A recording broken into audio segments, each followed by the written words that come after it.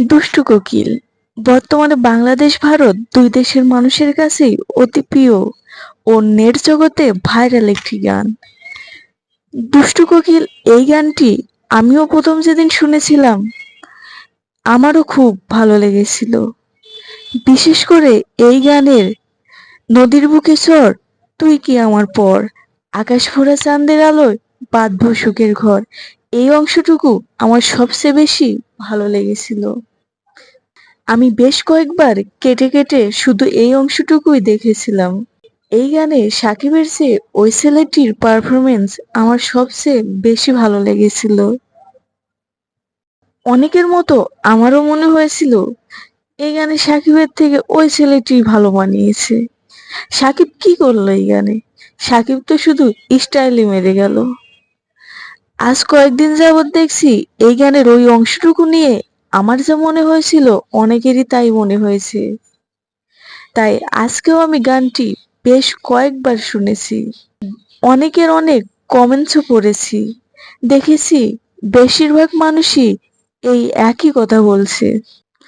তখন মনে হলো সাকিব কি তাহলে ওই ছেলের থেকে পিছিয়ে?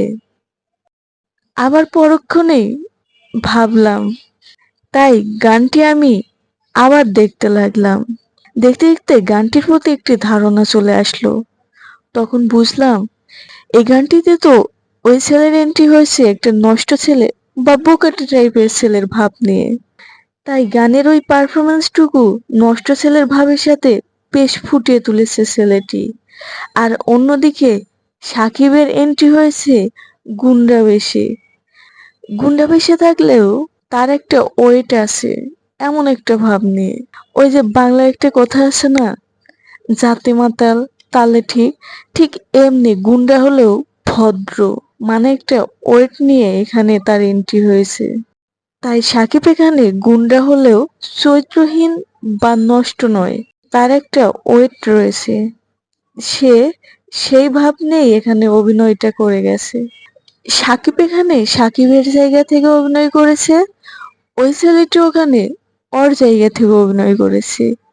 দুইজনে দুইজনের জায়গা থেকে খুব ভালো গানটাকে ফুটিয়ে তুলেছে। তাই আমরা এই গানটিতে সাকিবের সাথে ওই ছেলের বা ওই ছেলের সাথে সাকিবের তুলনা করে আমাদের বাংলাদেশের সুপারস্টার শাকিব খানকে বা শাকিব খানের অভিনয় দক্ষতাকে ছোট করতে পারি না। আমরা একথা বলতে পারি এই গানে ওই অংশটুকু বা ওই ছেলেকে খুব ভালো লেগেছে। ওই ছেলেটি খুব ভালো ফুটিয়ে তুলেছে নিজের চরিত্রকে। কিন্তু আমরা দুজনের মধ্যে তুলনা করতে পারি না। এটা ঠিক না।